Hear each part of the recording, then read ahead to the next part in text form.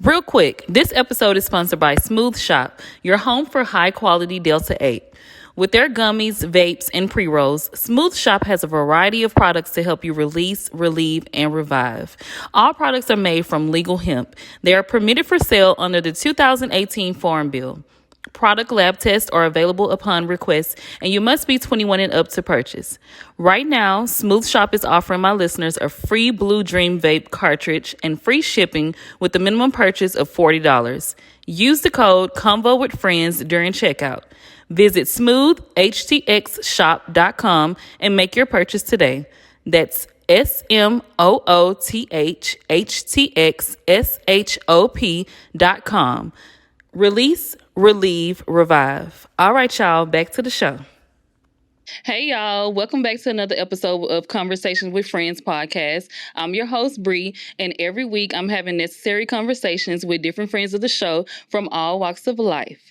Once again, I'm back with another phenomenal woman. We're still celebrating Women's History Month, and we're still in March. And I wanted to bring on someone who is making her mark in the fashion industry. And not only is she amazing designer, but now she's an actress. Now, look, she's adding on these jobs, okay? Before we get too deep into her life and who she is and what she does, I want her to introduce herself. So I'm going to let you do that. I mean, well, you did a great job. Oh, my gosh. Hello, my name is Chasity Sereal Jenkins, and I'm from Houston, Texas, and I'm a fashion designer and actress and a mom and a wife and all that good stuff. Yeah. So we're going to dig a little deeper into who she is. Uh-oh. But let's start off with doing a little icebreaker. I like to do like a this or that, like rapid fire thing, just to get our juices flowing. This or that. Okay. Loosen us up a little bit. This gives me anxiety. Go. All right. Passenger or driver? Passenger. Makeup or no makeup? Light beat makeup. Weekend getaway or week-long trip? Week-long trip. Playlist or podcast? Playlist. Okay. Netflix or movie theater? Netflix. Reality TV or documentary? Documentary. So would you rather attend a party or host a party? Attend. Dancing so at the party, could I find you dancing or chilling on the wall? Oh, dancing. Okay. Indoors or outdoors? Indoor. Outdoor. You sure? Outdoor, yes. Yeah. Yes. Oh, my God. Night or morning? Morning. Would you rather owe somebody money or owe somebody a favor? Neither. Where's answer know, C? right? Maybe a favor. I don't like Yeah. owing people money. I don't like owing people money either. I don't even ask for that, Lord. Me either. The only person I will owe money to is my mama. And I'll just write her a good old IOU. Because you love me, mama. Right. Shop online or in-store? Oh, online. You rather hang with the kids or the old folks? My kids, to be exact. Exactly. My children. I'm very much that person. My kids. Because you said the kids. mine. Your kids. Yes. Okay. Patterned or plain? Patterned. I knew you was going to go there. I knew that. Red wine or white wine? Red. And I got one more for good measure. Oh, goodness. Not measure. Because we was just talking about food off camera. I just got to know. Okay. You like salt in your grits or sugar in your grits? Both. Oh, Lord. I can't. Okay, Not so at the same time, wait, huh? no. Oh, absolutely not. So Okay. I grew up on sugar grits until I was introduced to shrimp and grits, Mhm. and it became savory. I'm gonna go with salt, but also other seasonings, not just salt. Savory. Like savory, not just plain grits. I don't like plain grits. It has to be mixed in something. Me too. I had collard greens and grits. You should try it. Ew. All right, so we're gonna go ahead and dive into these questions. I wanted people to really get to know Chasity, the woman, the person. Okay. First, because if you haven't heard of her, I'm sure y'all will fall in love with her after this interview. Oh, goodness. Before my listeners that aren't really familiar with the woman behind the brand, I want us to start from the beginning. So can you tell us a little bit about your upbringing and what that was like? Okay, so Growing up, I'm from Houston, Texas, born and raised. I was a very artistic child, had tons of like Barbies, but back then, Barbies, they were limited with like the clothes options. Mm-hmm. So I'm telling my age, but I know you remember the church socks with the ruffles around the ankle. I had them. So I would cut off the bottom of those socks and put them on my Barbies to give them dresses. Yeah. Mama wasn't too happy about that. Yes. We didn't have nothing else. I was a finesser back then, make it work. And I would just draw little things. Oh my gosh, I'm gonna miss something right now. So my clothing line growing up, I was probably 10 or 11. The name of it was gonna be Naughty Girl, because I was obsessed with Beyonce's song. Not Naughty Girl. That's what came to my mind first. Oh, wait, did that even come out when I was 10 or 11? I don't know. I think it might have been like middle school, but maybe like 8th grade, maybe. Oh, man. But yeah, I was like, I don't know what came over me with that. But Naughty Girl was it, huh? Yes. Yeah. So I always knew I wanted to design. Lost my father at the age of 12. Still had a passion. I feel like I inherited my artistic side from him, because he can literally just sit and watch somebody and then draw them freehand. Wow. And I kind of picked that up. And high school, my mom bought me a huge portfolio, and it was in like this little black briefcase. I carried it around, I think, junior and senior year. I still have the portfolio to this day, full of like my old sketches. It just reminds me of like where I started. Mm-hmm. And then that just kind of developed into becoming a young adult. I became a mom at the age of 19.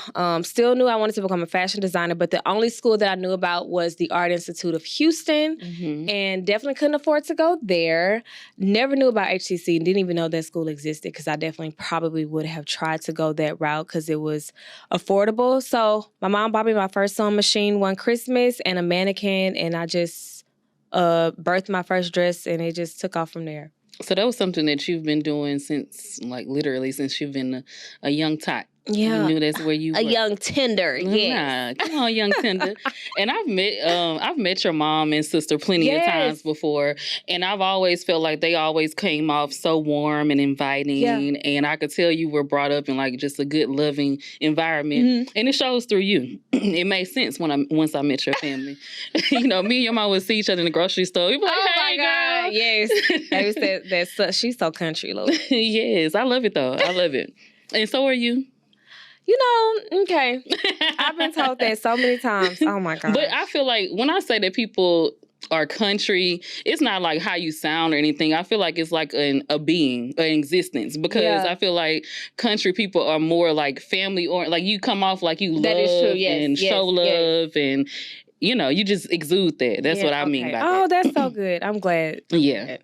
So I know you have 2 little girls. I do. Now, and you're now a wife. Yes. Can you tell me how the journey has been for you since, I guess, because you were a single mom at first, right? Yeah. And then becoming a wife and a mom of 2, how has your journey been with, accumulating those roles and also still trying to keep your brand going and keeping your mind set on your goals? How has that been for you? Oh, I would say a roller coaster, no walk in the park, especially being a teen mom, single mom, not really truly living life yet. My mom definitely had, as every parent, they want you to go to college, get a great education and make a name for yourself some way. And that just wasn't my route. I had to kiss a lot of frogs to get my king, though. Oh, not a lot. I lied. It wasn't a lot, but I'm just saying. Not that you had to technically kiss them. Yeah, but y'all know the saying though. Y'all know the saying. I get you. You've been through some dates. Maybe. Yes, I've been through a few dates that just were epic fails, and then I met my now husband. We definitely had a baby before he became my husband, but it's all right. The Lord forgives. Yeah. Oh my God. And he's just been such an amazing blessing. And when it comes to my daughters, I still And even when they were younger, want them to know and understand that you only get one life. And if you're passionate about something, go after it. It might be scary, it might be difficult, but I try to be an example to them, like, mommy's doing something that she loves, even though sometimes I have bad days, sometimes I don't feel like it, sometimes I'm drained, overworked. I still find time, especially now that they're older and they're very observant. I'm like, mommy, are you okay? Are you tired? I'm like, yes, I'm tired, but I have X, Y, and Z coming up. And I make sure that they know I'm grateful for all my opportunities. And I'm blessed to also have a husband that supports everything that I do. I am a handful, I will admit. But his patience is top tier. And that's right. I'm definitely blessed. And I always tell like my friends this, oh my gosh, I have someone in my life, a partner that is not trying to, let's say, how do I want to word this? Like dim your light. Dim my light, or is ego driven to feel like he has to have a name that's bigger than mine. Yeah, be in the front all the time. Yes, be in the forefront. He literally lets me shine. Like when it's my time to shine, and then, I get to play Mrs. Jenkins when it's time to. He knows I love that. But when we first started dating and I was doing a lot of things and getting a lot of acknowledgement, he was just right there. And he was so excited about it. And I was just like, that's amazing. It is amazing because I didn't have that before. Yeah, and it is so great when you find that in a partner. I feel like the man that I'm with now, he's that same way. And very supportive, like cheering me on for everything, and not trying to not feel like any way because I am, in the forefront of doing what I am doing. He's right there like, go ahead, girl. I want you to shine. See, you know how they talk about red flags? That's a green flag. Okay. Yes, like when they are super supportive, because we're not like the women in the past, which no disrespect to anybody who's like a house wife or, a stay-at-home mom, but that's, to me, not for everybody. And some men still hold on to those old school traditions. And I feel like prior to my husband, I dated a few who were like that. And I just thought to myself, like, I would probably go crazy if I just sat in his house and did nothing for me and my life was solely about you and my children. Yeah. Because I've seen a lot of, like, women who, now that the kids are out of the house, it's just like, okay, who am I? Yeah, what's my identity? I was like, oh, no, that can't be me. Yeah. That's something that I've been really intentionally trying to hold on to, too. Yeah. It's like keeping a life for myself, all while still being a good mom and a present mom to my kids. Right. I never wanted to lose myself at all. Right. And I still wanted to, because I like you, became a mom. I got pregnant at 19, had my son at 20. We were young. We still didn't know who we were at that point. So I didn't want to lose myself into becoming a mom and me not ever, like you said, get to that point when I'm older and now I'm trying to rediscover myself or find myself at a later date. I didn't want to be that person. I'm like, I can be a good mama and I can still do the things that bring me joy and, still grow up the right way, figure myself out in this whole little process. But if you fall as a mom and as a woman, the house falls. Exactly. And I don't feel like women don't get enough acknowledgement for that. Like, we are, okay, the men are the leaders, okay, sure, but we're the backbone. Without a backbone or the neck, the body falls. Yeah. And I don't feel like... Bobblehead. Yeah. Not a bobblehead. Women don't get enough credit for all the things that they do. I'm done with the bobblehead. Oh, but I agree. Because, like, going back to what you said, like, you said that you hadn't had that before. And I've been in that same situation, dating men before that were like... they would say certain things, like the things that I like to do or the things that I was doing career-wise or my goals. It was always pushback like, well, I was told before, well, Black people don't do that kind of thing, or you doing too much, or you're bougie. You just doing like made to feel like my goals and my dreams and the things were too much. Yeah. And but girl, small brains. Exactly. And that's how I knew I had to leave that situation because I've never felt like my dreams, because I always in my mind, I be thinking that my dreams and my visions that I have are not big enough. So who are you to tell me that this dream and this vision that I'm having is too big? Like, but see, I it feel ain't like big enough. Those are definitely great lessons to have prior to you meeting that one. Having those experiences to know what you will and what you won't tolerate is always great. And it just, to me, it helps you like level up. Like, oh, okay. Yeah. You don't think I can? Watch me from behind. Right. Yes, thank you. So when I first met you, you were already designing. I think I met you at a fashion show that you were doing, actually. And I remember when I first met you, you and Danita had just clicked. Me and Danita was doing like hair and makeup for the fashion show. Oh, I gotta find those pictures. I'm pretty sure they somewhere on my Instagram, Facebook. They gotta be on Facebook. Facebook for sure.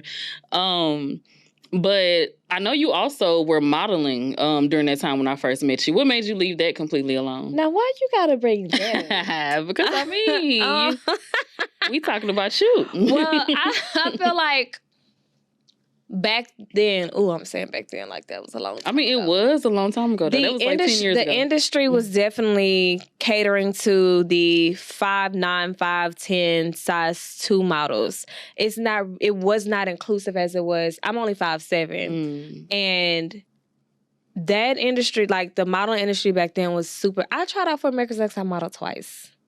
And got my heart broken. Oh, man. Tyra, if you listening, I don't like you. No, I'm just kidding.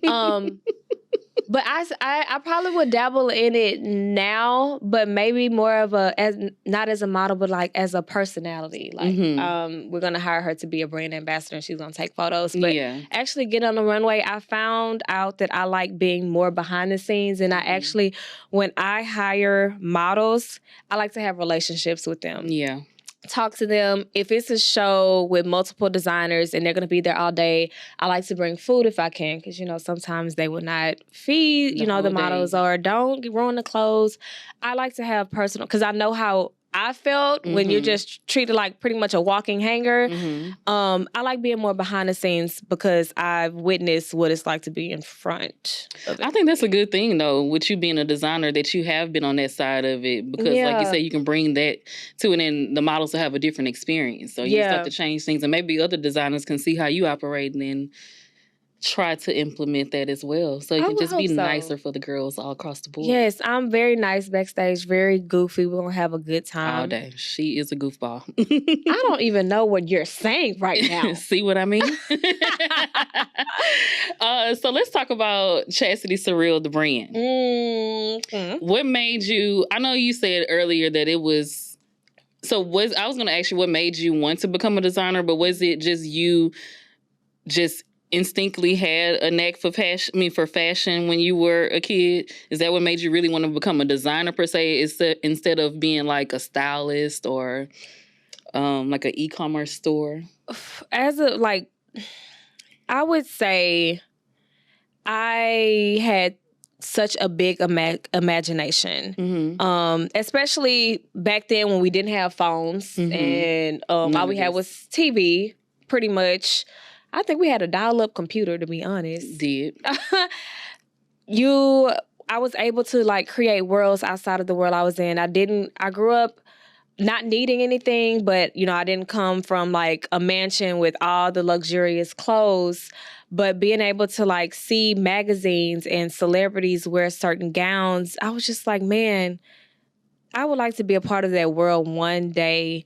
And when it went to high school, I sketched a few prom gowns for a few of my friends, sketched my own gown and had it made. I just knew that I wanted to do something or create a brand of like gowns or luxury items. I really wanted to create a world where all women dressed to impress to the nines, even if they were going to the grocery store, because that's not what I live in. And even now as an adult, I tell anybody, I like to create a world outside of the world we're living in because it's already terrible enough. So if you come to a fashion show of mine, I want to take your mind off of whatever you're going through or whatever you just saw on the news this morning for at least 10 minutes. So I've always wanted to create some sort of fantasy world outside of just, just the regular clothes. An experience, if you will. An experience. An experience. I know, that's right.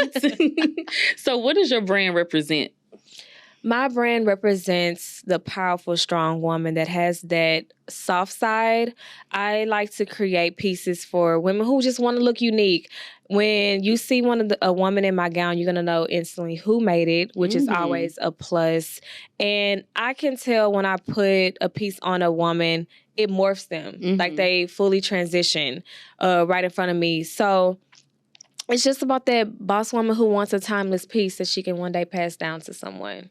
You know, when I was thinking about what I was going to ask you, I was like, in my mind, I was like, you can always tell what a Chasity Sereal piece is. You really can, though. And I mean, I don't know if that's because I've been following you and I am a fan of your work, but I know when I see something, because I would randomly see stuff on random people that I don't know on the internet, and I'm like, I think Chasity did that before I can even see where the tag is, and then I find out it is you. I'm like, okay, I knew that was her. I knew that was her. So you doing it, girl. I'm trying. How has fashion changed your life? Fashion changed my life in a way of just being my escape. Growing up, I wasn't really I don't even want to say verbal, but I was very much an introvert. Did not have a lot of friends. Stayed to myself, and it was a creative way, even now, for me to release. Like, if I'm very much an empath, so if I'm going through something or picking up on some emotions, I don't watch the news. But sadly, you can't escape it because we have social media. I might either sketch something out or create a piece, and that would be my emotional release for that. So even though I create beautiful things, everything I have has some sort of story behind it. Well, that's all. It goes into what I just burped. Girl, it's all right. I didn't hear it. But that goes into what my next question was going to be. Like, when you're starting to design a new collection, what inspires you, or where do you get that vision from? It just depends. A lot of my past collections were inspired by Disney movies. One was the remake of Cinderella. One was actually Disney, not Wakanda, Lord. Black Panther is not a Disney movie, but that's a Marvel film. I was inspired by that. And what I'm noticing, it's the worlds that are not, I don't even want to say normal. It's not our normal every day. So when I'm watching that movie, it takes me to that imagination of when I was a kid. Like, wow, that's what I wanted to create. But it's not a cartoon. It's real people. So I immediately get inspired by that, and also get inspired by the story. Like, my husband, he knows, and he'll like make fun of me. Like, Maleficent is one of my favorite movies. Cruella, the remake, is number one. But we watched Maleficent's Mistress of Evil, and my husband, there was one scene, and he turned around and looked at me. He said, "You about to make a dress like that, aren't you?" I was like, mind your business. You don't know my life.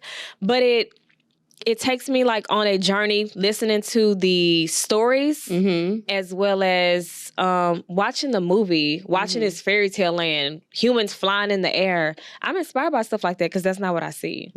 Now, if an alien come up out of nowhere, I may make a silver couture suit, you know what I'm saying? Come on. Make me something for the Renaissance tour, okay? Because I'm trying to look going? like, yes. Oh, I am. Like, listen. Are you? Which camera am I looking at?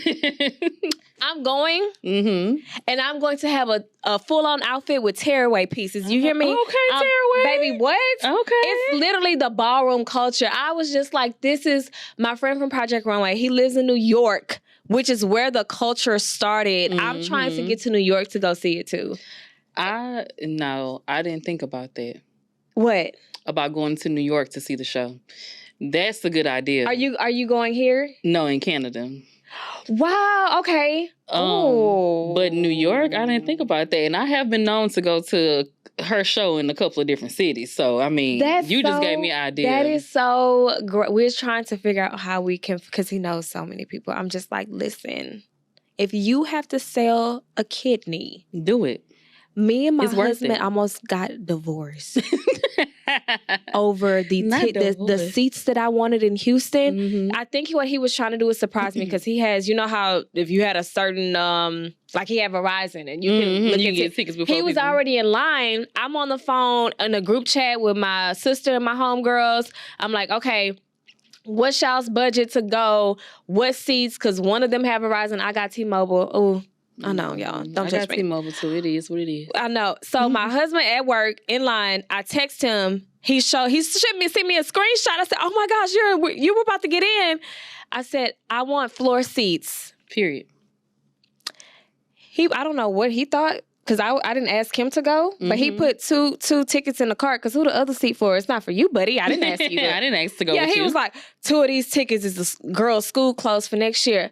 Boy, if you don't give me my ticket. We're not talking about responsible things right now. Yeah, he was. That's one thing I do love about him. I will splurge or impulse buy, even though I shouldn't. He will knock me down to reality, like, bring you back. Absolutely not. Oh, when I tell you I'm so glad he was at work because I want to knock his head off. This is serious business. And it is. Beyonce, Renaissance. I feel like by now, all men should know.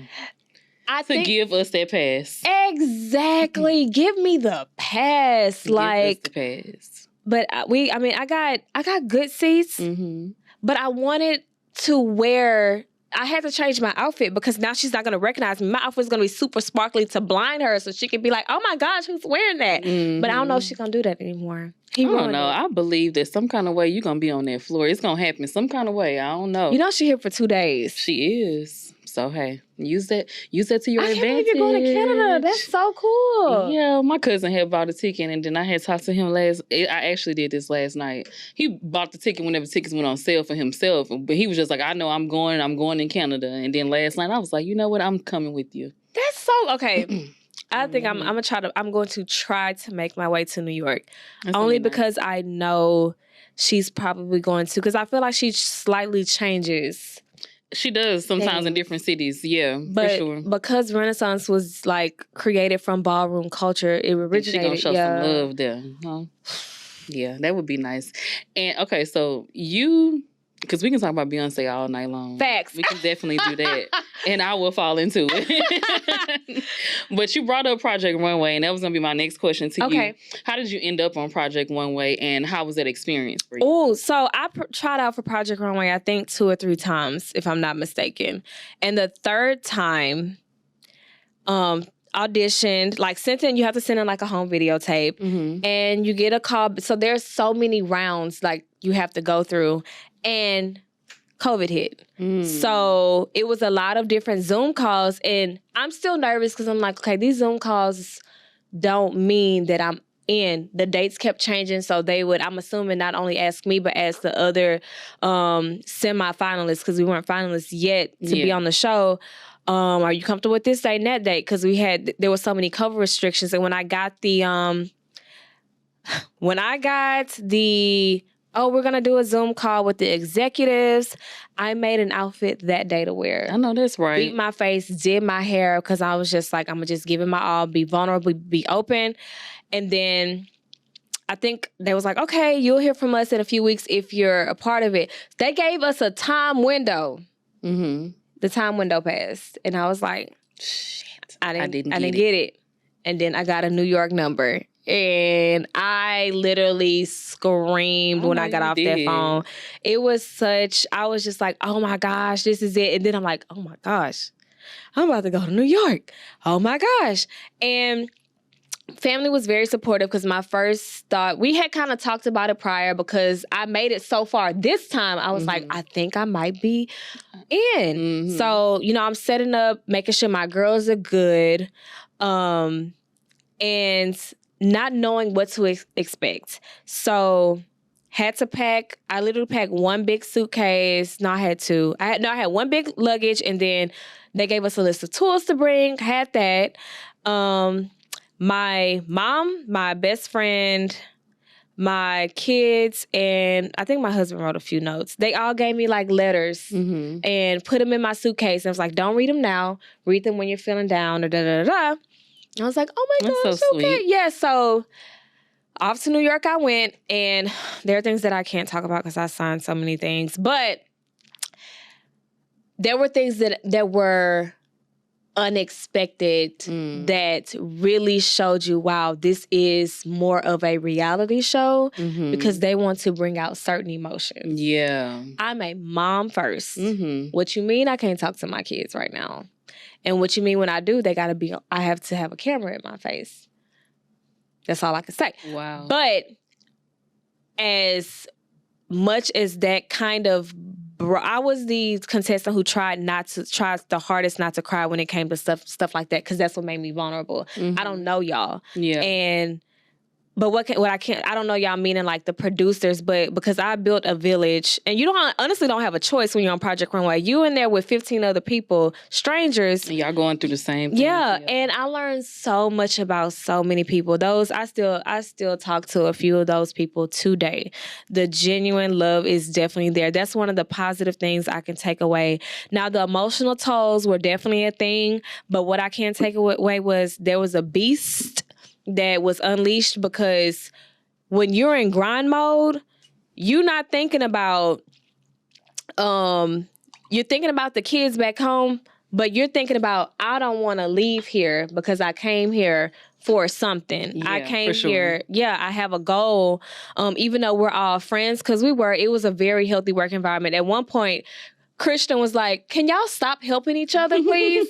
And we didn't. And I honestly think COVID probably bonded us, because, it was a minute where we didn't have human contact because everybody was quarantined. That's one of the things that I take away. Like, I was so nervous because I am an introvert. I'm self-taught. I knew there were going to be people who had the background of being going to school. Trained, yes. I wrote a note to myself. I still have it. I was just like, I put the date and I was like, I'm nervous. I hope I get along with everyone, and I hope I make it to the end. Well, I kept that promise to myself, and I pretty much got along with everybody except that one girl who let herself go on episode 2, if y'all haven't watched it. But it was a positive environment, and there were people who came on, guest judges, Taraji P. Henson, who gave me my flowers, which I thought was, I'm going to forever hold that, because that girl got on stage and hugged me. And I was like, wow, she really saw something in me. Tommy Hilfiger, when I became a finalist, I tell everybody this, I got so discouraged when I found out he was a finalist, because I immediately knew it's not going to be me, because he's not going to relate to my work. Like, I do inspired couture. He does like ready to wear. Loved it. The questions that he asked the other girls, he had different questions for me.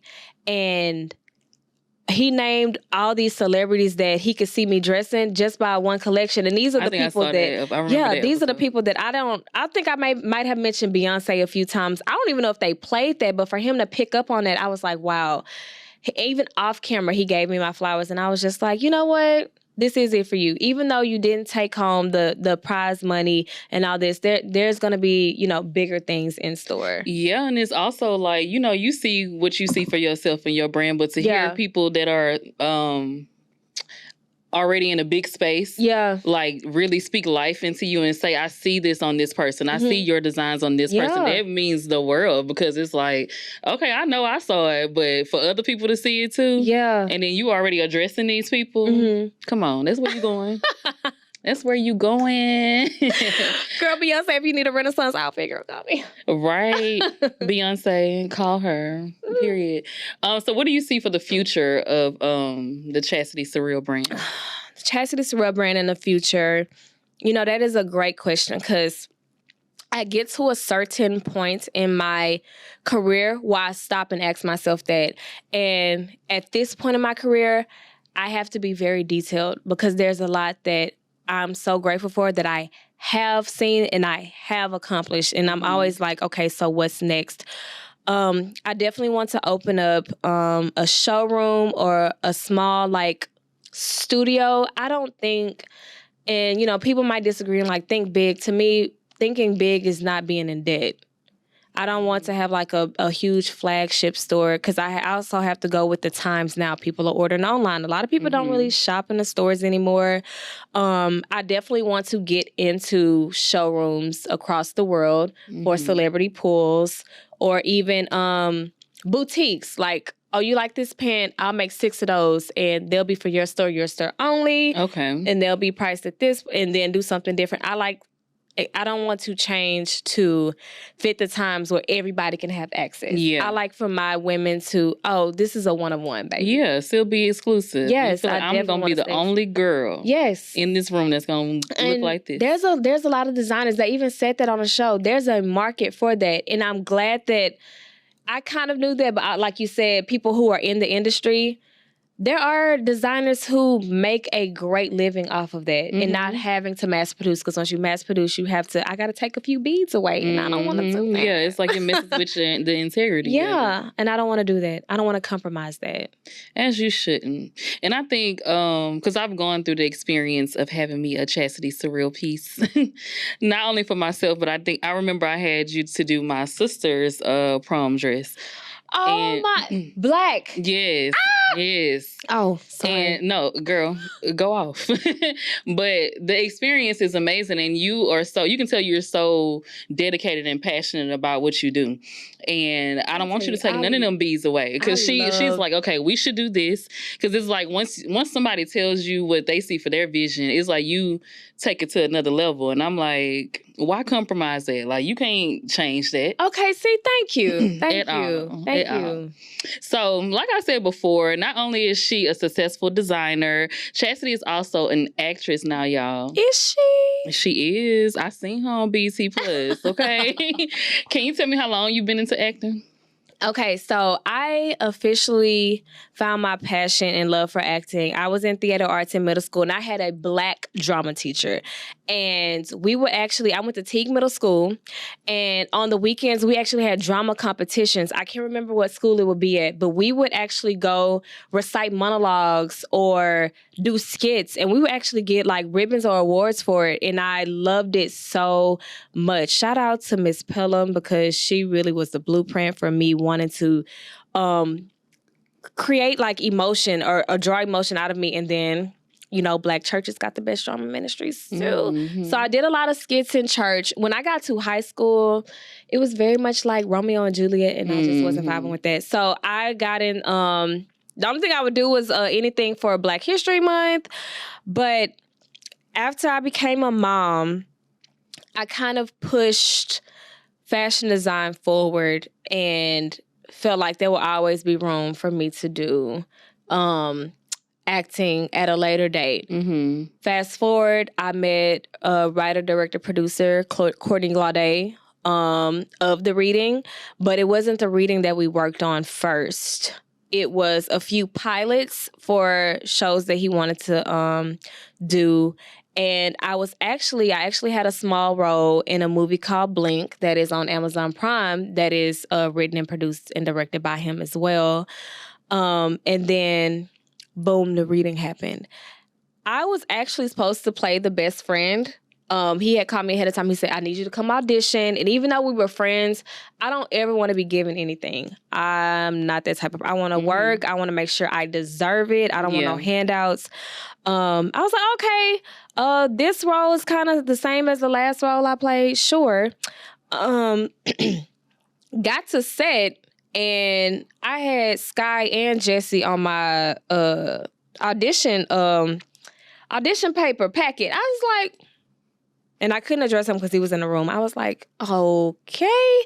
Read for Jesse, and what he did was pair people together who was auditioning for other roles. And then he was like, okay, now I need you to read for Sky. And I did. And for him, he said I hit it out of the park, because he said he had people in mind, I guess, like for their appearance for different roles. Mm-hmm. But he said, like, a lot of the actors who came in, like, he said we stole the roles. They came in and we were those people. Mm-hmm. Because when I auditioned with Didi, Denisha, who plays Jessie, they actually thought we knew each other before we auditioned. That was the first time I met her. And it was just great synergy. The guy who plays my boyfriend. And fun fact, we actually filmed The Reading a year before I went on Project Runway. Oh, wow. Mm-hmm. I didn't know that. Mm-hmm. I think we posted a few things, and once it was a wrap, people stopped posting. So people think that it was like no. I remember seeing some of your behind the scenes stuff, like on your stories and stuff like that. But I never did place, when it finally did come out, I never did place the timing if it was before Project Runway or not. But I do remember seeing your behind the scenes. But I mean, once the promo started coming out for the movie actually coming out, it just felt like to me this just happened again. Right. No, for real. But that was a while ago. That, yes. And people also, are you still designing? I'm like, is water wet? Like, what are you even talking about? Can I not do two things at once? Right. Do you go to work and be a mom too? Like, what? Oh my God, do you go to work and be a mom too? Well, you kind of answered what my next question was going to be. I mean, for some of y'all who don't know, she plays Sky in The Reading, which is on BET Plus. But I was going to ask you about, so you didn't go, I was going to ask you, how did you go into getting that specific role? And was it something that you really thought, like, you read that role and said, hey, I want to go do this, but you said it kind of like fell on you, huh? It did. I really had my mind set on who he thought I should play, which was Jessie. And I was like, okay, she's relatable. She's in that loyal friends. And I had a role kind of similar to her before, but attitude-wise, not like friendship, loyalty-wise. So when I got the role of Sky, he told me, this is who I am, this is who I'm playing. That girl there, I was just like, okay, I'm going to have to really dig deep for certain emotions for her. And even on the first day of filming with Monique, she hugged me. She said, we're going to have to go to some really dark places for our roles. And, I was just like, oh, yeah, we will. And you don't know until you're actually like in that. Right. Yeah. Right. So this wasn't your first time auditioning for a movie or a TV role, or was it? No, it wasn't my first time. Wasn't your first time? Okay. So, and I'm glad you brought up Monique. I was going to ask you, how was it shooting with Monique, who is somebody that has had a lot of notoriety or previous roles experience in this industry? How was it? She is that auntie for real. Like who y'all see on social media is exactly who she is in person. It was so great, like learning from her and being on set with her. If there was anything that she saw that we could do differently or she wanted to pull out, once the director will yell cut, she'll give us feedback. She'll say, try this, or I can tell you want to go there, go there. And even with like my scenes of when I'm at the table actually doing the reading, I was expressing to the cast that it was hard to snap out once the director yelled cut, because I never really had to do something that was so intense of being emotional and crying. And she was just like, you leave Sky here at this table. That's not who you are. What we're doing is fun, and pretty much like do things that'll help you come out of that. Yeah. Because I don't have, background in acting, like proper training of what methods that they do. Yeah. So that was very helpful. She was very helpful. Even when it was wrapped for her on set, she would stay just so we can, because there are times that we have to film and she's not there, but to y'all, she's there. We're looking at no one. Yeah. And when she could stay, she would stay. Yeah.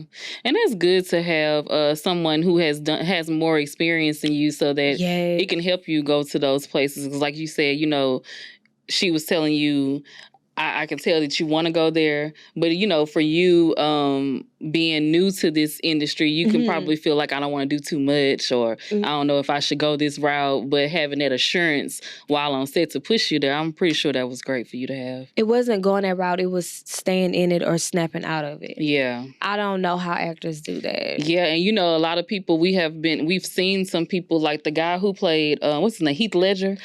That's who I was like, I know she about to say. Yeah, because I was told, I've heard that people, like, he ultimately, committed suicide because he wasn't able to get out of that role. Like, he had become that person that is. Absolutely. And it was a weird feeling. And I've said this in interviews before with Courtney and Denisha present. Like, I felt silly because Courtney would yell cut, and I'm just like not saying anything because I'm still upset. You still there. Know. Yeah. And everybody's like talking and fighting. I'm like, y'all, I'm not okay. Right. But I never said anything because I was just like, okay. But it also goes back to you being an empath. And once you start channeling those type of emotions, it's like it done took over you. Yes. Yeah. But hopefully whenever that next role comes, if I have to like create any type of emotion, I know how to pull out of it. So being Sky, because she was an emotional being, taught me a lot. Yeah, a whole lot. You have that experience now, so yeah, I think next time around you're gonna have it in a bag, right? Okay, in the bag. We speaking that. Yes. And this film was shot in Houston, right? Mm-hmm. So I know that must have been an added bonus for you to be doing it in your hometown, right? I was still away from my girls, unfortunately. Yeah, we filmed. I'm on the outside. We had to film on the south side.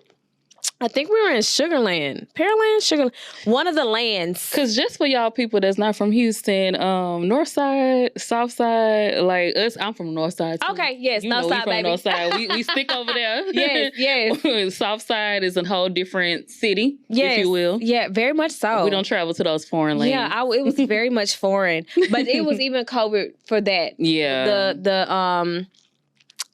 I don't know if the crew, but definitely the cast, we had to pretty much stay in an area where it was easy to get there. Yep, it was easy to get there. It would definitely been an hour and a half commute if I was driving from my house. For sure. And who got time for that in Houston, Texas? Right. So how do you juggle being a mom, wife, designer, and now actress? How do you keep up with all of those things?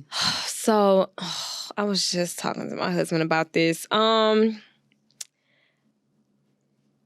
still finding the balance because I feel like when my kids are, I feel like they require a different mom at a different age. Yeah. I have a teenager who's almost 14, and she's going through, the teenage drums at school and body changes and things like that. And those are things that I feel guilty if I miss out on. My children are so understanding, it's insane. But there's time away that I cannot get back. Even though I teach and preach about making sure that you're following your dreams, I became a mom. So I make sure that whatever I'm about to do, I talk to them about it. Like, there are certain events that I probably won't make it to if it's not going to be beneficial for me, or if I've already agreed to do something with them first. It's a no, because now they're going to, I just saw something on TikTok saying like, what's money to a child if the parents aren't there? And I was just like, oh, I cannot be their parent. And I don't want to be. So I'm at a stage now where I am finding and keeping the balance. My husband is very understanding when it comes to that as well. But when mommy is off or at home, we having quality time. Because if I have to go work, you know why. You can FaceTime me, this is that and the other. And they're very understanding when it comes to that, which I'm grateful for. But I'm very alert now, like, okay, they're really noticing now that she has to do X, Y, and Z. Make sure you're making time for them. So it's a different type of balance now, because now they're more needy, especially girls. Back then, I could get away with more. Not necessarily get away, but it wasn't, I have these type of questions, Mom, that I want to ask you, or can we talk about this? It's real specific, because that teenage age, my oldest son is 14. Oh, so I understand. My youngest one is 7. How old is your youngest one? My youngest one is 8. She'll be 8. 9. So they like the same age range. But it's like that middle school age, I feel like it's a time where we are trying to learn ourselves. Like, and that's what they are doing. They're trying to figure out who they are. And they need those vocal coaches there. Yeah. And I definitely want to make sure that I am there. But the thing is, my kids love what I do. Mm-hmm. They still think mommy is lame, which okay. My son told me that just last week. Yes. So, because so many people be like, oh my gosh, your kids must think they have the coolest mom. And I immediately say, no, they don't. But you know what? It's because I embarrass them. I'll do TikToks in the car. I'll say, oh, we're about to do a boomerang. And it'll be a video. Same. And I'll start rapping. And they hate that. But I'll pass by their room and they're telling their friends or their cousins about the movie. Mm-hmm. Or my youngest daughter has the song that Emma was listening to in the kitchen, downloaded to her phone. How you they get pay that? attention? And that's another thing. It's the balance that I'm trying to create. Mm-hmm. Like they love it, but I don't want to be a TV mom. I don't want you to only see me on TV. I want to be there too. So, well, I think you're doing great. Thank you. And I feel like knowing you and knowing your spirit, I feel like that would never leave from your children. Like that would never, you're keeping them first and foremost is natural. It is natural. It is. And they will understand, just like you said, because I go through that same battle in my head too. Yeah. With all the things that I do and want to do. I'm like, I don't ever want to create such a far distance from my children. Yes. And it's like at times you be feeling like I'm so far from them, but really it's just that mommy guilt that settles in. That's really what it is. Because still at the same time, you get those reassurances from your kids too that show you like, oh no, we still right here and I'm really paying attention, and I have understanding kids too, and that's amazing. Like for your kids to recognize that you are doing what you're doing, not only for yourself, but for them too, and you coming right back to them. Right. I think they're gonna learn from that. They're gonna learn from that. They have to. I that's what I want. Mm-hmm. It is the mommy guilt that I face. Oh my gosh, especially Project Runway. Yeah. Because I could not talk to them a lot, and I could not like explain why until I got home. Like my oldest, my mom and sister expressed that, you know, she had a little bit of an attitude, but she didn't express that she was missing mommy. Mm-hmm. And when I got back, she like cried. And I was just like, oh my gosh. And we sat and we had a talk. It was just that she missed me. We watched all the episodes together. They were able to go to New York Fashion Week. Yeah. And she's very much an introvert. She was just talking and like, just, Mom, I'm so proud of you. Like on camera. I was like, oh my God. It's like a worthwhile sacrifice. Yeah, yeah. And the sacrifices are hard. Yeah, they are. But that's why the conversations are necessary. It just can't be, Mommy's doing this for a better future for us. Because as a child, it's kind of like, what does that mean? Because I didn't ask you to do that. Mm-hmm. It's mommy is the importance of going after your dream, no matter where you are in life. Sometimes it is tough, but just know I'm coming back home, and whatever you want to talk about, we can talk about. And that's always the conversation for us. And she's so understanding. And anything she wants to sit and talk about, we have honesty hour. Mm-hmm. Let's go sit and talk. Yeah, that's awesome.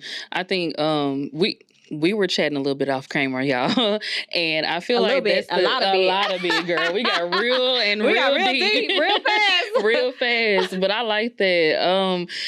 But I think one thing we was talking about this new generation, like our generation, being able to be comfortable with talking to our kids or having our kids feel comfortable to talk to us. I think that makes the world of a difference, because it's not like you're barking at your children and making them feel like their thoughts are like invaluable and like, you know, their emotions aren't valid and stuff like that. So talking to them and getting them to understand, this is what I'm doing, this is why I'm doing this. And how do you feel about it? And let's talk about your feelings and how you feel about it. Even if you disagree. Right, even if you disagree, and not making them feel like they're wrong if they disagree. Facts. Girl, I think that means the world, because I feel like I have such a closer relationship with my children because of that. Absolutely. Oh, I'm going in the room and I'll sit down on the floor. Oh, what y'all doing? Mm-hmm. Oh, y'all want to talk? But they don't. Mom, what are you doing in here? No. But anytime that and I also have journals with both of my girls, different journals. Like it's I forgot the name of it, but it's teen mom and daughter. Like if you can't vocalize something to me, write in a journal. Yes. Yeah. And we do that. I do that with both of my girls. And other times we sit and talk. If there's something that's bothering them, Mommy's not gonna get mad. Open, like tell me what's going on. Yeah. And I don't. I keep that promise, even if it's something that I disagree with. If it's something that's, first of all, my children were way better than I was. I'm sorry, Mom, if you're watching this, because I'm pretty sure I was terrible. There's a lot of stuff I did that you don't know. But like you said, this generation, we are breaking that cycle of, and we're normalizing talking and having conversations with our children, especially busy moms. Moms that are following their dreams, moms that are making a mark and trying to leave that mark, because they're not going to understand until they're older. But I don't want to tell them that. I'm very open and honest about things, and they're very supportive. I would ask often. I try to ask once a month at the end of the month, what can mommy do to improve, to be a better mom? My oldest will on repeat. Mom, you're already a great mom. You're lying. That's my oldest too. You're lying. Girl, and she's I like, ask no, my son the same thing. Do you really? I do, I promise. And that's the same question. He'd be like, nothing, you're already great. And I'm like, okay, well, is it something? Is it something? That I can do better? She'll say, well, maybe just a little less time working. Do you not? Because I do have a sewing machine at home, and I have one in my. I said, so is it when mommy's on her sewing machine, like when you get out of school? She was like, yes. Maybe if we can like watch a show. Okay, bet. My youngest, what can mommy do? More mommy-daughter dates. That's code for take me to the nail shop so I can get a Sprite off the menu, because that's the only time I let her drink soda. And that means the world to her. That does. And so I was just like, okay, bet. Because I don't want that answer to ever change for my, because girl, if you want a nail spa day, let's do it. But I want to make sure I'm keeping up. Mommy's being alert. I want y'all to know, Yeah. Because that's important. Yeah, I get that for sure. And I mean, if haven't anyone told you, you're doing a great job. Oh, thank you. You're doing a great job. And so are you. Thank I was you. just telling, I was like, girl, when did this happen? When was this baby birth? I think, I don't know if y'all haven't seen, but I love seeing your pictures whenever you design stuff for you and your daughters and y'all take pictures together. That's so beautiful, because I feel like it's, like, just like what you were saying, even keeping them involved in the experience, the whole, way, and just seeing those images just from the outside looking in, it just speaks volumes. Because first of all, your stuff is couture, it's giving life and it's giving everything.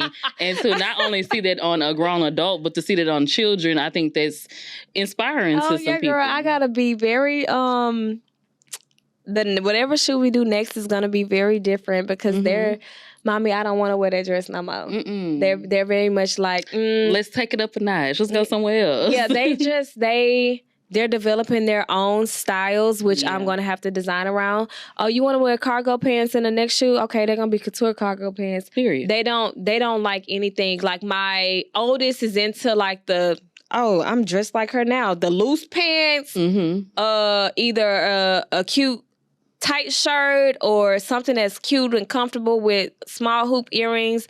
My youngest, whatever she can just move around and dance in. Homegirl want to be a cheerleader. So I'm like, oh, okay.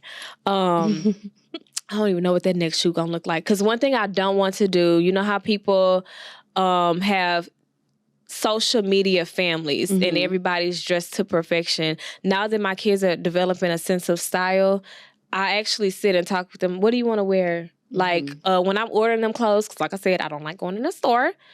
How do you want to dress? Yeah. Now, if it's something that I feel like is inappropriate, I'm not going to scold you. I'm going to say, I don't think you should wear that. Let's find something that looks similar but more tasteful. Yeah.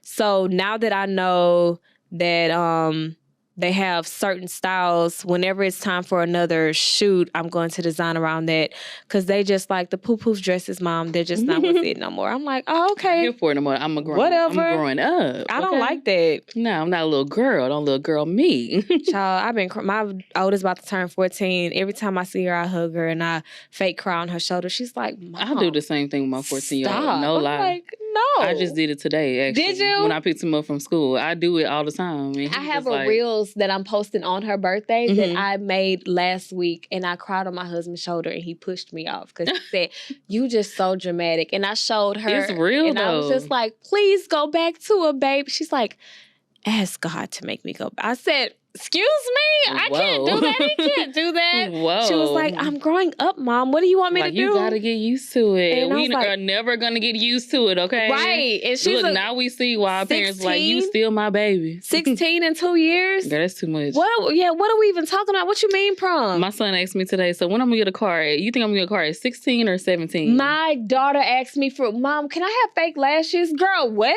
Lord. Fake lashes? You barely got mascara. Take me slow. Right. This is going too fast. Because you're going to have a whole... First of all, fake lashes are very overrated. Because especially at your age, you're going to have a whole tutorial. I said, are girls wearing lashes at school? She said, yes, Mom, they are.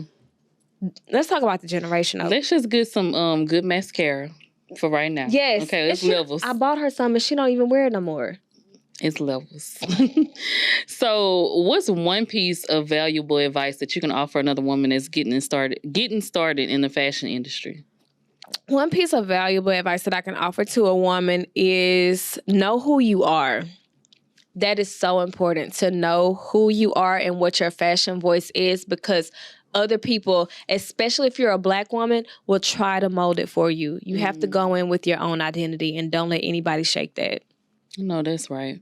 And so, periods. When you leave this world, what do you want your mark on history to be?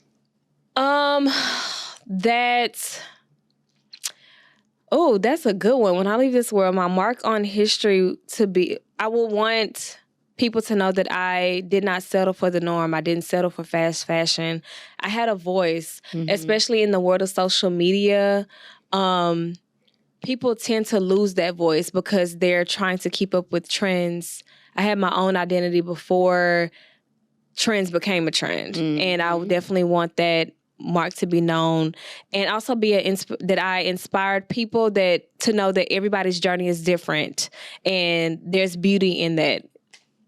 Okay, that's beautiful.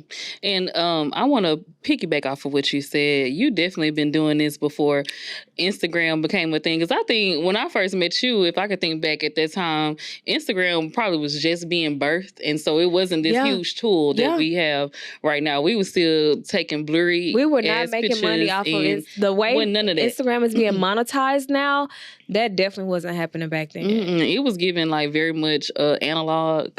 Right. on the screen. So. I think people were still into Snapchat. Yeah. Yes. Yeah. So, but I saw you and your work outside of this social media platform, and you were already a visionary. Like you were already doing couture, doing things that I haven't seen before. So she been doing this. She ain't new to this. She true to it. Okay. I'm not new. So who is your inspiration? In the industry? Just period. It can be in the industry or just period. I would say it's not a who. It's honestly, and it's so cliche to say, just like boss women, because I'm glad that women are now in an era where they're getting to show what it took to get to where they are. Because obviously you always see the glam, but you don't see what went on behind the scenes to get to where they were. And I feel like that's inspiring to me to know that even for a celebrity, people you think are untouchable or you can't reach them. Oh, girl, you got the same growing pains I do. Oh, girl, you went through the same thing I did. And you still out here doing a damn thing? Absolutely. That is very inspiring to me. I definitely would say women who are making a mark and not being afraid to make mistakes and don't know what the word no is. Yeah. Don't know what that is. I've never heard it before. Yeah. And so, I think that goes along with who you seek to inspire, because I'm sure you seek to inspire more women that are looking to get into, not even just get into the field that you're in, but just to see you and know that I can do it too. Even going through adversity or going through ups and downs and having different things that some people would have said counted you out, like being a teenage mom and, being a Black woman. Sometimes people tell you that you can't do this because you're Black or you have a child at a young age, Baby, it was a child thing. It was, the whole society like, oh, you have to give up on your dream so your child can have one now. Yeah. And you need to go get a job somewhere and make a living for your child. You mean I got to be miserable because I had a kid? I don't think so. Yeah, it's not going to happen. And I definitely want to make sure that if anyone is inspired by anything, it's not just the designs, it is my story. Like, you don't have to settle because someone is projecting their insecurities of what they could not do onto you. I don't like that. At all. I don't like that. I don't like that. Well, I want to thank you so much for coming on here. It has been a pleasure. It's been a joy. I'm glad that y'all got to hear her story, and I hope that somebody can be inspired by what you shared today, for sure. Thank you for having me. And I know they will, because, I mean, it ain't nothing like... I mean, I feel like you... coming from north side of Houston, north side, okay, not the north side of Houston. You know, just hearing your story and to see you just reaching such great heights, it has to be an inspiration to somebody out there. I'm pretty sure. But I also want to thank y'all for tuning in every week. Please remember to subscribe to the channel, like, rate, subscribe, comment down below. Let us know what you think about this episode. And if you want to keep the conversation going, do that too. Is there anything else you want to plug before we get out of here? Well, you can follow my brand page, fashion brand, Chasity Sereal on Instagram, CHASITY SEREAL. And my personal acting page is Chasity_S_Jenkins. And also, y'all watch The Read on BET Plus. Okay, check my girl out. I'm also put all of her information down below in the description box. But until next time, we out of here, y'all. Peace.